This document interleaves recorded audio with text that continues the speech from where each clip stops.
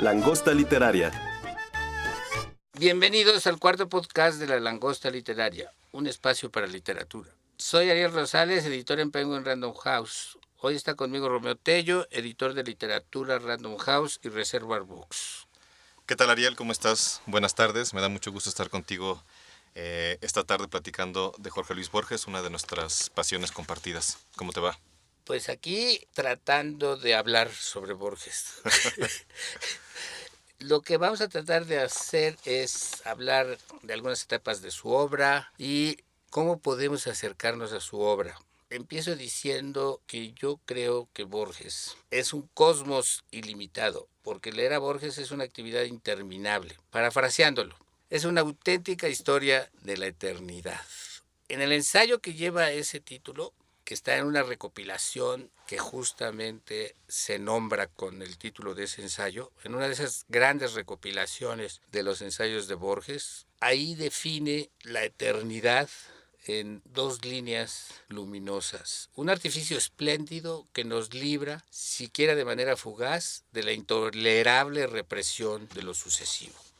En este sentido, y siguiendo la metáfora que empecé diciendo que leer a Borges era como una historia de la eternidad, te diría que esa eternidad en su obra se desgrana en innumerables e infinitas partes. Y de esta manera, mientras leemos cualquiera de las partículas de ese universo, nos libramos por lo menos un poco de lo que él mismo hablaba, y era la referencia al tiempo, a la cadena temporal. Por cierto, en Historia de la Eternidad hay un ensayo sobre la metáfora que les recomiendo mucho, pero lo hace, el análisis del concepto de metáfora lo hace dentro del contexto de la epopeya germánica. Esto se oye muy académico, muy escolástico, pero como sucede con los ensayos de Borges no es así, sino que su aproximación a través de una gran escritura es totalmente literaria. Y volviendo a la metáfora en torno a la obra de Borges, yo diría que es atemporal, eterna e infinita. Lo que en realidad quiero denotar es que leerlo equivale a realizar, como dije al principio, una actividad interminable. Y en este punto dejo la palabra a mi interlocutor, Romeo Tello, quien seguramente sabrá explicar mejor que yo este asunto. Y de paso le pregunto, pues algo que yo quiero saber respecto al adjetivo borgesiano o borgiano. Hay una polémica al respecto, si el adjetivo que corresponde para la obra de Borges y los atributos de esta obra debe ser borgiano o borgesiano. Parece que lo más correcto es borgiano. La gente que apuesta por borgesiano dice que no debería ser borgiano porque borgiano también puede referirse a Borgia. Pero me parece que es un argumento un tanto, no diría falso, pero sí un poco impostado, porque creo que queda bastante claro cuando... Suena mejor, además suena mejor que borgesiano. Borgiano. Borgiano. Sí, claro, y es más natural. Además, gramaticalmente es mucho más correcto, de acuerdo a la construcción de la palabra, y si le vas quitando los sufijos que corresponden y demás, borgiano es lo más correcto. Pero yo también he leído a los que defienden borgesiano, que dicen que eso es lo correcto. Pues habría que ver cómo se arma. ¿Cómo se arma la palabra? Lo correcto es borgiano. Lo que pasa es que al parecer en alguna ocasión en Argentina le propusieron el adjetivo a Borges, pero ya estaba grande Borges y luego Borges también era muy dado a darle el avión a las personas. Dijo, sí, me gusta mucho esa palabra tal y tal.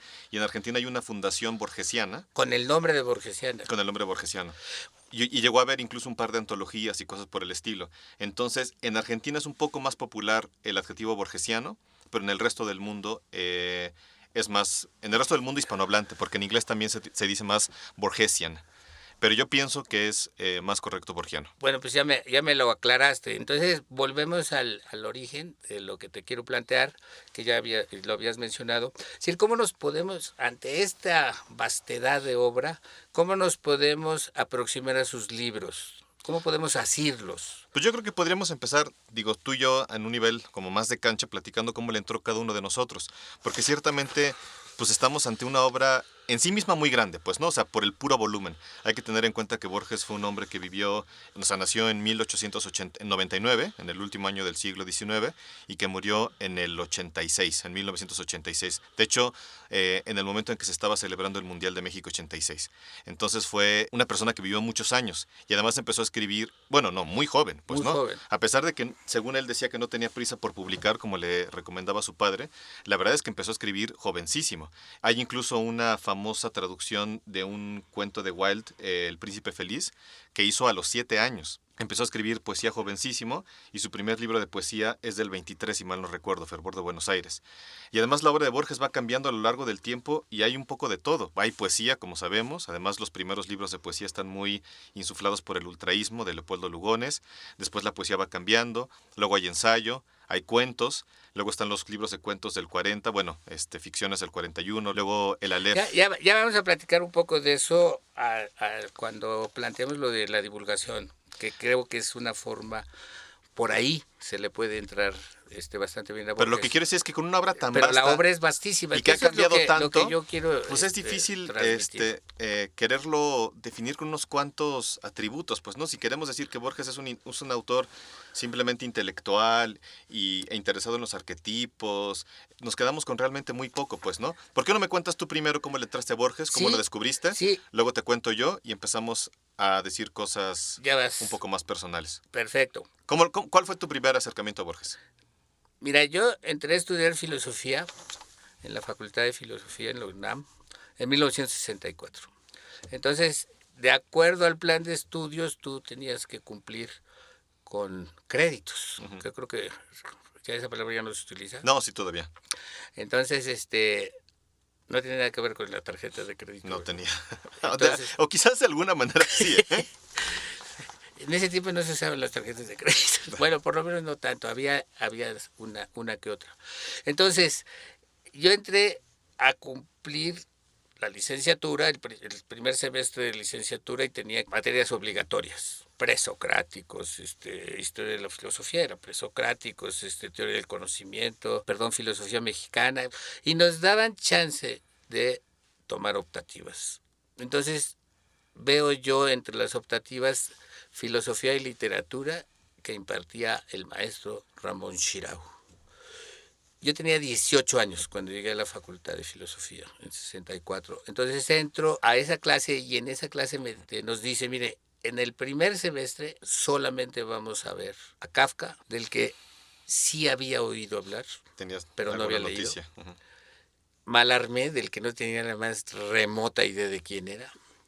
Y Borges. Además no dijo Jorge Luis Borges, dijo Borges. Y desde que él lo dice con su acento catalán, con esa voz ronca por el tabaquismo, y por el propio acento fumaba catalán, todo el así, tiempo, cerrado, y fumaba todo el tiempo. Cavernoso. La manera de decirlo ya tenía una carga de energía muy especial que me sonó. Y yo creo que también eso es muy fascinante, ¿no? El apellido ese, ¿no? Que cuando lo oímos alguna vez con expresidente del cuyo nombre no quiero acordarme, dicho como Borges, nos sonó a la profanación más grande del mundo, además de provocarnos la risa. Pero es que la carga ya del nombre, aunque yo lo ignorara, ya la tenía. Ahora, esa es otra pregunta que yo te quiero hacer. Ya conté cómo lo conocí, porque nos puso a leer los ensayos básicamente los filosóficos, ¿no? Los avatares de la tortuga, las paradojas, pero no utiliza la palabra paradoja, ¿no? De ¿Zenón? De Zenón. Ajá. Pero ¿cuál es la aporías? Ajá. Las aporías de Zenón de Lea, las refutaciones del tiempo, etcétera, etcétera, ¿no? Ese fue mi entrada por la parte filosófica de los ensayos. Y por supuesto, para leerlo tenías que comprarte Discusiones, donde están los, 2 o 3 de los filosóficos, y por supuesto otras inquisiciones. Entonces me puse a leer todo lo demás, ¿no? Yo entré a Borges tal vez por la parte, no sé si más difícil, pero un poco árida para uno que se inicia, no es la parte imaginativa, aunque después ya te das cuenta que todo forma parte de lo mismo, que también los ensayos son muy imaginativos, ¿no? Sí. Entonces, ese fue mi inicio. Y yo lo que quisiera preguntarte con relación a que nos vas a decir, cómo has hecho o hiciste para convertirte en lector de Borges, y también preguntarte si tú crees que ser lector de Borges es una vocación. Creo que es una vocación. ¿Tú qué opinas? Sí, a ver, voy a ser un poco tramposo y voy a ir respondiendo todas sus preguntas un poco por partes. Me gustan las trampas, como las aporías. Antes de decirte cómo le entré yo, creo que es importante mencionar que la fama a Borges le llegó un poco tardíamente. Esto lo menciono porque el momento en el que tú lo descubriste y el momento en el que yo lo descubrí fue históricamente un poco diferente. Me regreso un poco a lo que mencionabas un momento. Borges empieza a escribir en los 20. Ajá. Sus libros de cuentos, los que creo que lo hacen primero nacionalmente famoso y luego mundialmente famoso, son efectivamente de los 40. Primero Ficciones del 44 y luego El Aleph del 49. Sin embargo, hasta ese momento su fama sigue siendo relativamente modesta, particularmente en Argentina y en el mundo del habla hispana. En los 40 y en los 50 ya tiene cierta fama de culto, pero es como una fama, como te decía, secreta, ¿no? Entre ciertos círculos de iniciados, se pasan los libros de mano en mano y todavía no es este gran escritor internacional, superestrella, por decirlo de alguna manera. Me puse, de hecho, a investigar lo que tú me habías pedido para saber en qué momento Borges se convirtió en este gran autor internacional, y fue más o menos en el 60. En el 61 se publican las primeras traducciones al inglés y al francés. De hecho, lo recordábamos que Sí, el primer libro que se publica... el responsable de las traducciones en francés es un colaborador que es Roger Caillois, Ajá, exacto. que además era, sabía perfectamente español, y él es el que impulsa la traducción al francés de Ficciones. Y ahí se detona todo, porque en el 61 se publica en inglés, de hecho, una especie de antología de sus cuentos, porque no es propiamente ni Ficciones ni el Aleph, Son los laberintos. se llama Laberintos. Al año siguiente le dan el premio Fomentor, que además es Claro, el Formentor, el Formentor, que es muy importante. y era el primer año que se daba, se lo dan a él y a Beckett. Entonces también eso le da una proyección internacional muy importante. Al siguiente año le dan la Orden de las Artes y de las Letras. Pero en Argentina. No, en Francia. En Francia, sí, es Francia, es en Francia, ¿no? Donde Y viene el le dan también, reconocimiento. lo hacen comendador Donde en empieza Italia. el primer reconocimiento de Borges a nivel universal. Y a partir es de ahí Francia. ya viene toda, o sea, se detona por completo, o sea, ya no es un crecimiento gradual, es completamente exponencial y de repente Borges se ve dando conferencias en Madrid.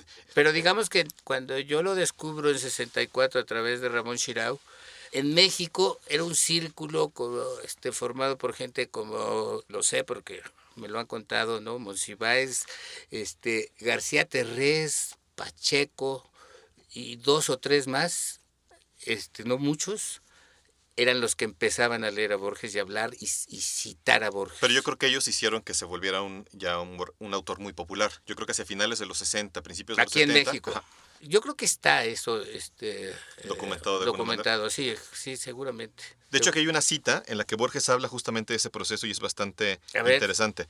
Dice, a una edad madura, empecé a ver que había mucha gente interesada por mi obra en todo el mundo. Parecía raro. Muchos de mis escritos habían sido traducidos al inglés, al sueco, al francés, al italiano, al alemán, al portugués, algunas lenguas eslavas, al danés. Y esto era siempre una gran sorpresa para mí, pues recordaba que había publicado un libro, debió ser en 1932, y al acabar el año me encontré con que habían vendido nada menos que 37 ejemplares. Ahí termina la cita de Borges. Y comenta George Steiner, que es muy interesante, una parquedad que ha tenido compensaciones, y sigue Borges. Esas personas son reales. Quiero decir que cada una de ellas tiene un rostro, una familia, vive en una calle determinada. Vamos, que si uno vende, por ejemplo, 2000 ejemplares, es lo mismo que si no hubiera vendido nada en lo absoluto, porque 2000 es demasiado. Quiero decir, para que la imaginación lo capte. Quizá 17 hubiera sido mejor, o incluso 7. Oye, ¿no dices de dónde es para que nuestros amigos... George Steiner escribió en el 70 un texto sobre Borges en el que habla justamente del fenómeno que experimentó Borges de pasar de la fama secreta, por llamarlo de alguna forma, allá al estrellato internacional, que se llama Tigres en el Espejo, que publicó originalmente en el New Yorker y que ya forma parte de esta recopilación que publicó el Fondo de Cultura que se llama George Steiner en el New Yorker. Mira, ahora quiero hablar un poco del Borges divulgador. Me voy a referir a los libros en donde se han recuperado es enorme la obra esta, que estaba en revistas más o menos populares como Multicolor y El Hogar, y otras no tan populares, e incluso reseñas en Sur y en otras revistas ya más intelectuales.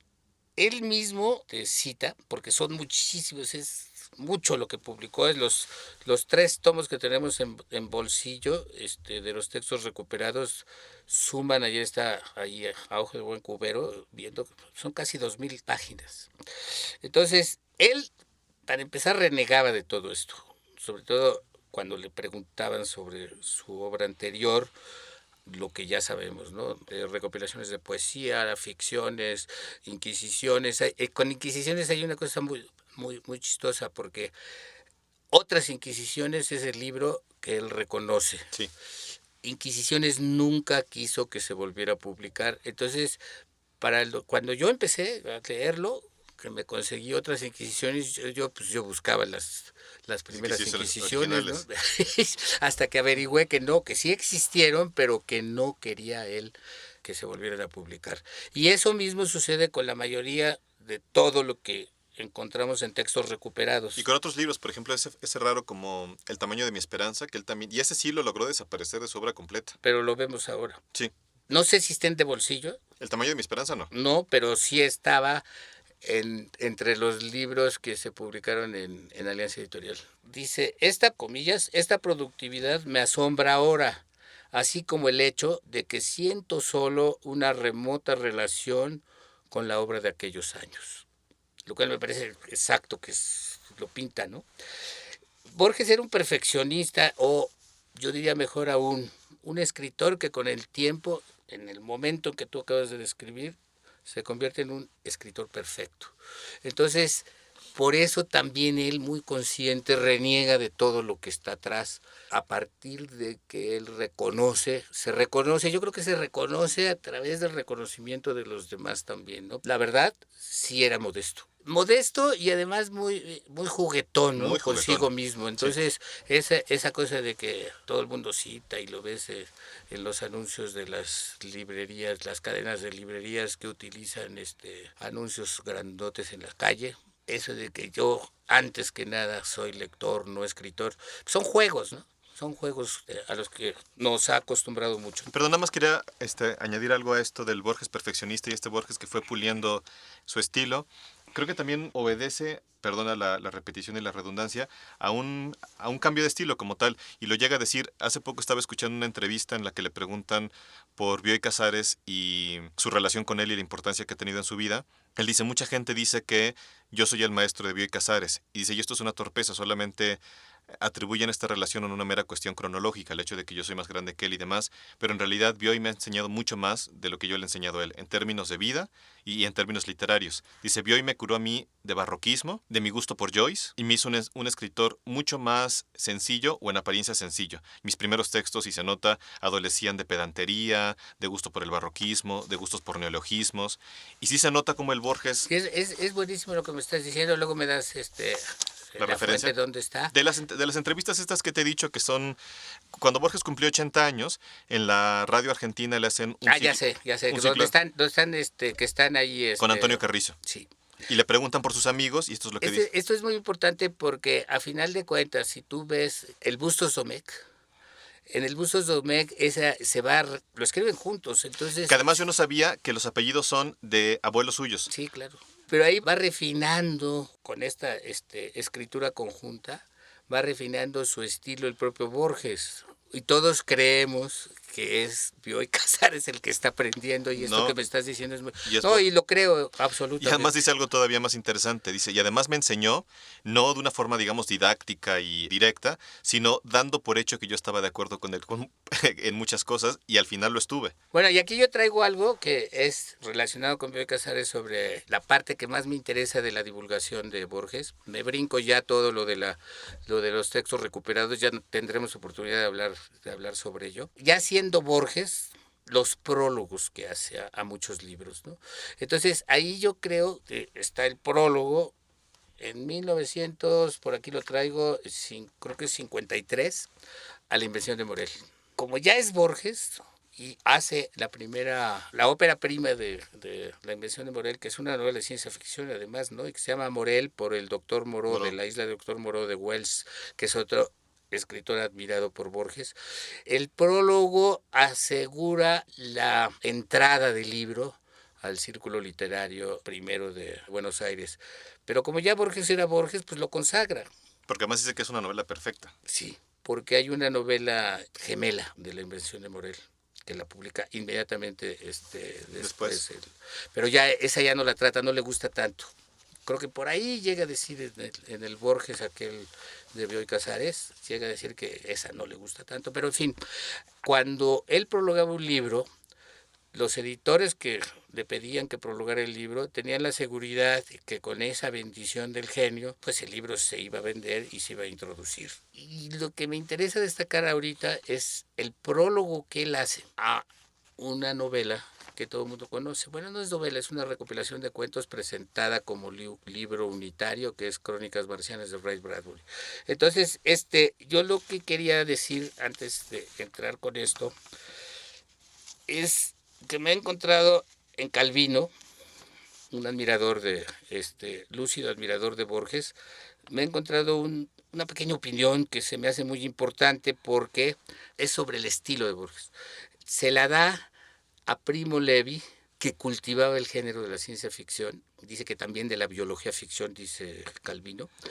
Esos cuentos los pueden leer en sus recopilaciones, son muy buenos. Entonces, cuando lo va a publicar Calvino, que es editor de Einaudi, le hace una recomendación y esa es la que yo les quiero leer.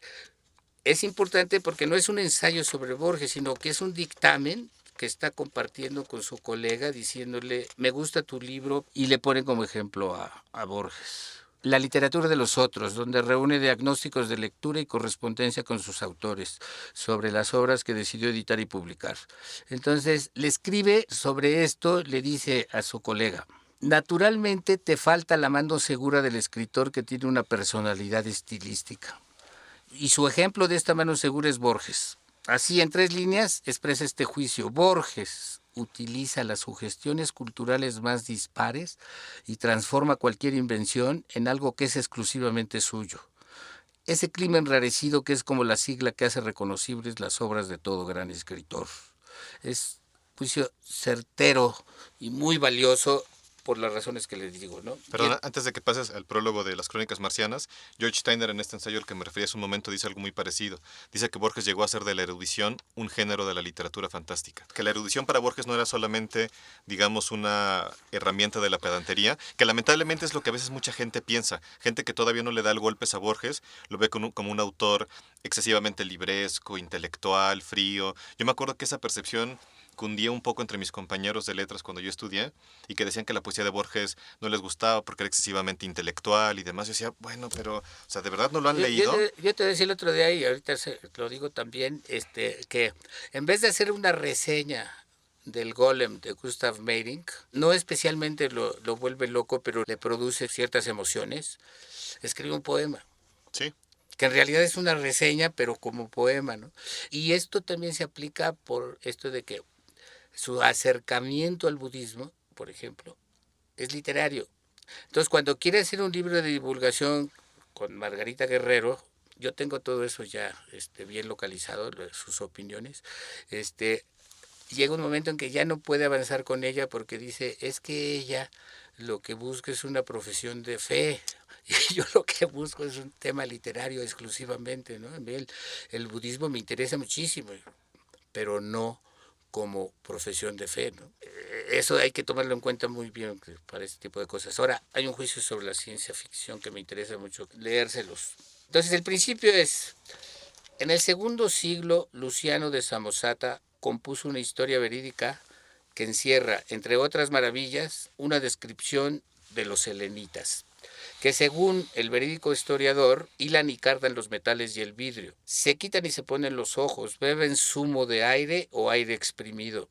A principios del siglo XVI, Ludovico Ariosto imaginó que un paladín descubre en la luna todo lo que se pierde en la tierra, las lágrimas y suspiros de los amantes, el tiempo malgastado en el juego, los proyectos inútiles y los no saciados anhelos.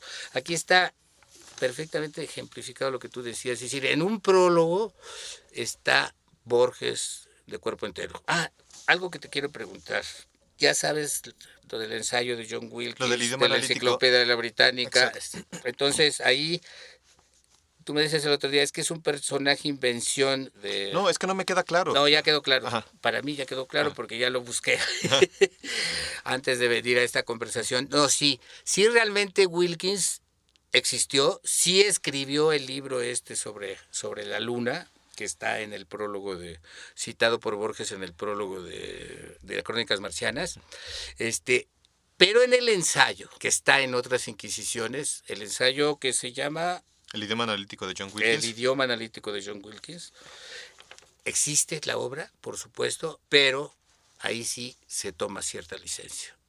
Sobre todo la obra está, la del famoso fragmento en el que en la enciclopedia de Criaturas Fantásticas del Emperador, donde empieza a decir la tipología en la que se estaban clasificados los animales, dice que acaba de tirar el jarrón, que de lejos parecen moscas, que se agita como loco y no sé qué. Eso me imagino que sí es una invención literaria. Por supuesto. Y acuérdate que la enciclopedia, los artículos de la enciclopedia británica le sirven en Clonuk Bar. Ah, claro, bueno. Le sirve para hacer literatura, ¿no? Y todo es invención. Aquí es un prólogo, por cierto, para la primera edición de Crónicas Marcianas en Español, que es de 55. Él escribe el prólogo en 54 y ya es el gran Borges. Y además llama mucho la atención que en una editorial especializada en ciencia ficción aparezca de pronto el prólogo de alguien de la estatura de Borges, ¿no? Y legitimó mucho las ediciones, que son espléndidas, y toda la tendencia a leer ciencia ficción en español, ¿no? Entonces, ya nada más les leo lo de la science fiction, que es una nota al pie de página. Science fiction, porque es science fiction o science fiction, lo que originalmente se empezó a manejar como el término anglosajón para este género. Science fiction es un monstruo verbal en que se amalgaman el adjetivo scientific y el nombre sustantivo fiction. Jocosamente, el idioma español suele recurrir a formaciones análogas. Marcelo del Mazo habló de las orquestas de gringaros, gringos basíngaros, y Paul Groussac de las japonesedades que obstruían el Museo de los Goncourt. Entonces, a mí me da mucha risa esto porque además, al principio los primeros editores en lengua española de la science fiction empezaron a traducirlo como fantasciencia. Es buenísimo. Y entonces yo me planteo que una bonita oración sería: los gringaros leen fantasciencia. En fin, les leo el final. ¿Qué ha hecho este hombre de Illinois, me pregunto, al cerrar las páginas de su libro, para que episodios de la conquista de otro planeta me pueblen de terror y de soledad? ¿Cómo pueden tocarme estas fantasías y de una manera tan íntima? Toda literatura, hasta la lección de Borges, me atrevo a contestar, es simbólica. Hay unas pocas experiencias fundamentales y es indiferente que un escritor, para transmitirlas, recurra a lo fantástico o a lo real, a Macbeth o a Raskolnikov. ¿Qué importa la novela o novelería de la science fiction? En este libro de apariencia fantasmagórica, Bradbury ha puesto sus largos domingos vacíos, su tedio americano, su soledad. Con esto estaba asegurando además la entrada en grande de Bradbury con los lectores españoles y además el conocimiento del género. Fue Bradbury con Crónicas Marcianas quien dio a conocer realmente el género a todo el mundo, ¿no? Sí, sí. Leo ya su último párrafo. Hacia 1909 leí con fascinada angustia, en el crepúsculo de una casa grande que ya no existe, Los primeros hombres en la luna de Wells. Por virtud de estas crónicas, de concepción y ejecución muy diversa, me ha sido dado revivir en los últimos días del otoño de 1954 aquellos deleitables terrores. Y pues yo ya me callo y le doy la palabra a Romeo a ver qué más nos puede agregar. No, bueno, yo cerraría con lo que estaba comentando hace un rato, que me molesta mucho esta percepción de eso, del Borges cerebral, casi académico y demás, cuando Borges está lleno de emoción y de emotividad, pues, ¿no? Para él, las referencias clásicas a la literatura griega, persa, en fin, solamente le sirven para volver más significativo sus textos, pues, ¿no? Y además está presente siempre este hombre que parecía haberlo leído todo, pues, ¿no?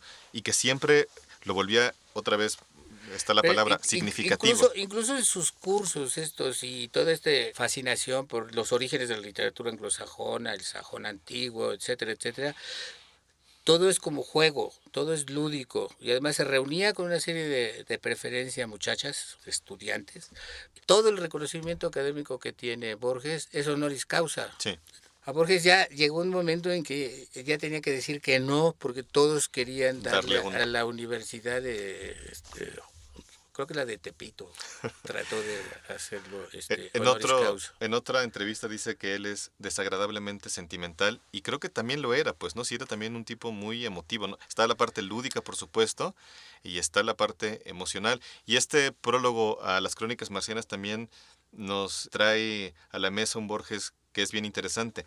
Este Borges interesado en muchas literaturas que para el canon a veces no eran lo suficientemente serias, pues, ¿no? A Borges le interesaba la poesía gauchesca, le interesaba, por supuesto, la ciencia ficción, le interesaba la literatura policíaca, géneros que a veces son considerados menores, para Borges eran muy importantes. No, y ahora esos géneros ya tienen la bendición, ya tienen legitimidad, etcétera, etcétera, ¿no? Y en buena medida por el juicio de Borges. Claro, por supuesto, por lo menos en lengua española es lo que yo puedo decir, ¿no? Porque si Borges hablaba del género, se refería a Bradbury o se refería a otros, dormía tranquilo. Claro. No ando tan desviado, estoy leyendo lo que también le gusta a Borges. Pues es lógico que piense uno así, sobre todo cuando está empezando a leer, ¿no? Entonces, yo insisto que toda esta plática es más que nada para hacerles ver que hay que entrarle a Borges pues, de una manera natural, es sencillo realmente. Y luego el sentido del humor, ¿no? Sí, y entrarle un poco por donde sea. Yo, la verdad, no sabría exactamente por dónde recomendarle. Yo, curiosamente, le entré por la poesía, así como tú le entraste por los ensayos y además los ensayos filosóficos, que quizás no sea el... No, porque prácticamente me lo impusieron, pero fue un deleite, ¿no? Romeo, que nos hemos seguido hable y hable, tú no has contado. ¿Cómo le entré a Borges? Ándele. Bueno, ya nos estamos acercando creo que al final de nuestro podcast y prometo que no lo terminaré sin contarlo, pero haré una última trampa y una última digresión, porque ya que el tema de nuestro programa es este carácter casi infinito de la obra de Borges, en parte por el tamaño, pero también por la multiplicidad de intereses que tenía Borges, por cómo fue cambiando su estilo y demás, creo que hay otra dimensión de infinito dentro de su obra, y es que las propias obras de Borges, es decir, cada cuento, cada ensayo, tienen tal densidad, y una densidad positiva, no por complejidad, que pareciera que no se acaba nunca, pues, ¿no? Un cuento, por ejemplo, como Tlön-Uqbar Orbis Tertius, uno lo puede leer una vez y otra, y siempre encuentra algo diferente porque son, otra vez, complejísimos en el mejor sentido de la palabra. Tienen como este carácter, y no sé si estarías de acuerdo conmigo, que casi parecen más mitos que cuentos.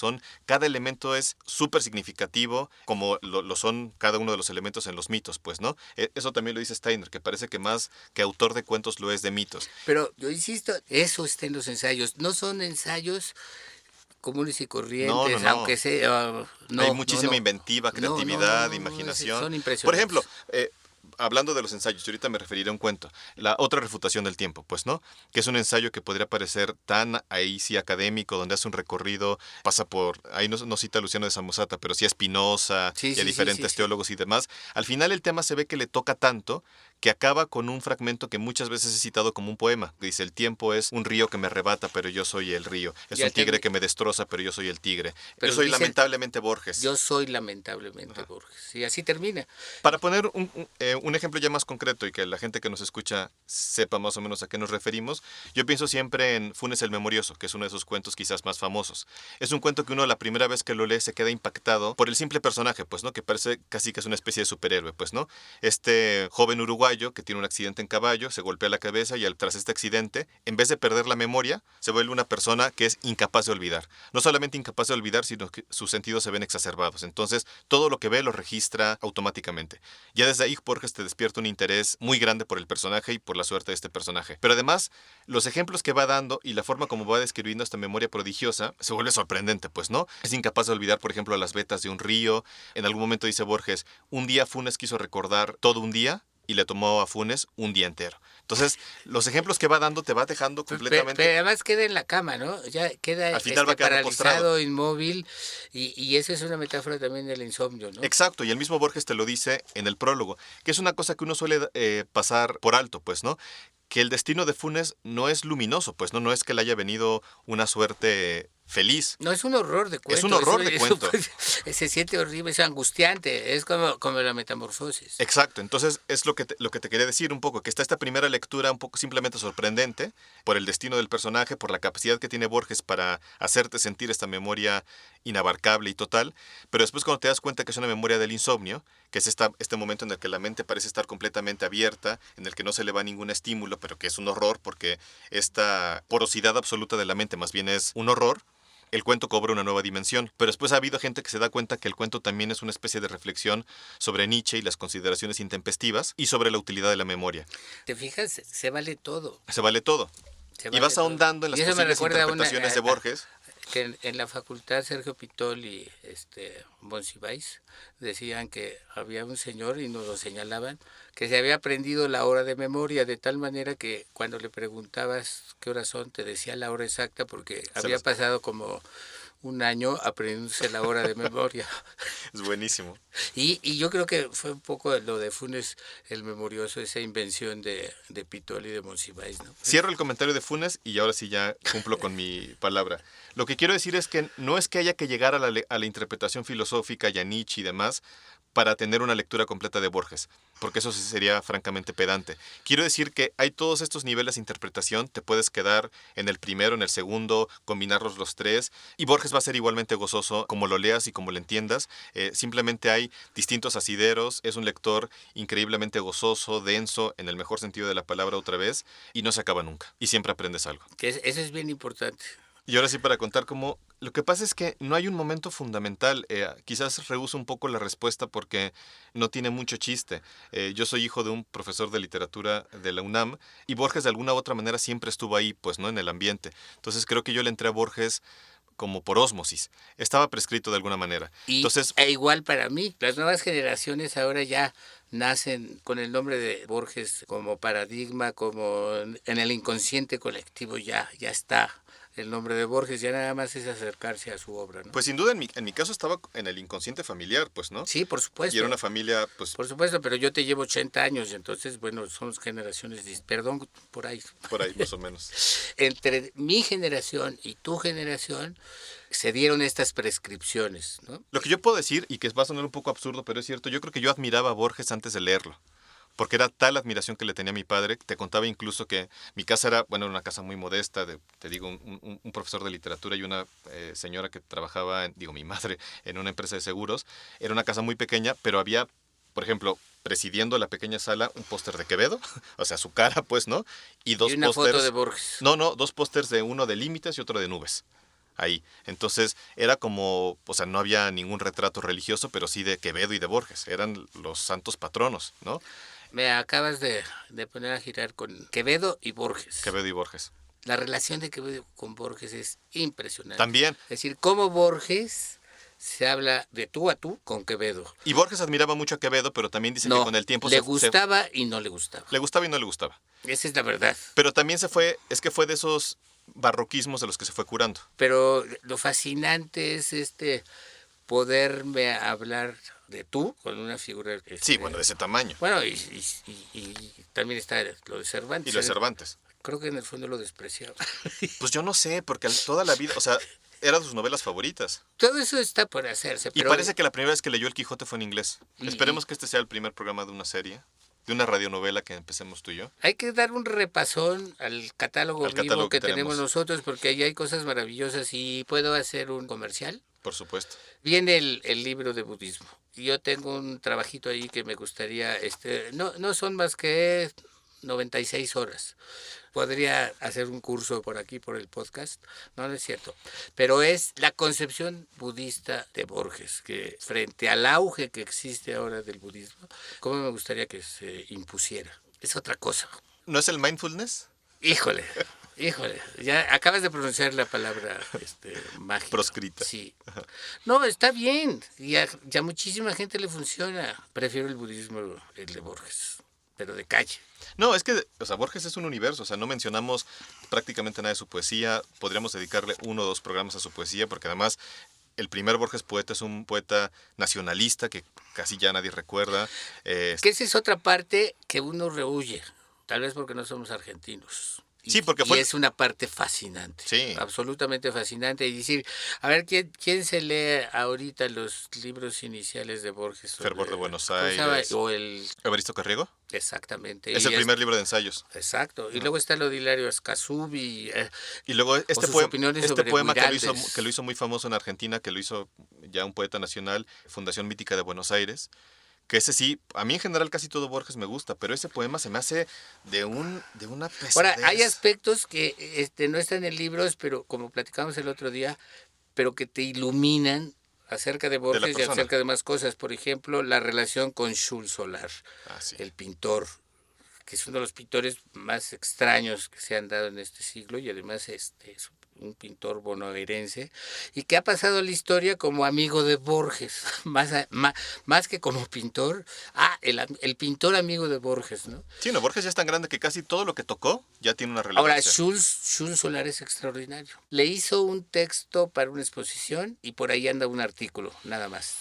En fin. Bueno, Ariel, muchas gracias por dejarme intercalar algunos silencios. Pues, ¿para qué me traes? Bueno, pues este es el final de nuestro primer podcast dedicado a Jorge Luis Borges. Muchísimas gracias, Ariel, por haberme tenido como invitado. Como le dijo alguna vez Borges Arreola, ¿no? Muchas gracias por haberme dejado intercalar algunos silencios. No es cierto, estuvo muy, muy sabroso y muy, muy a gusto. Okay. Y de verdad espero que tengamos oportunidad de seguir esta conversación sobre este escritor al que admiramos tanto los dos. Búscanos en nuestras redes sociales, Twitter, Instagram y Facebook, @megustaleermex, y en YouTube, Me Gusta Leer México.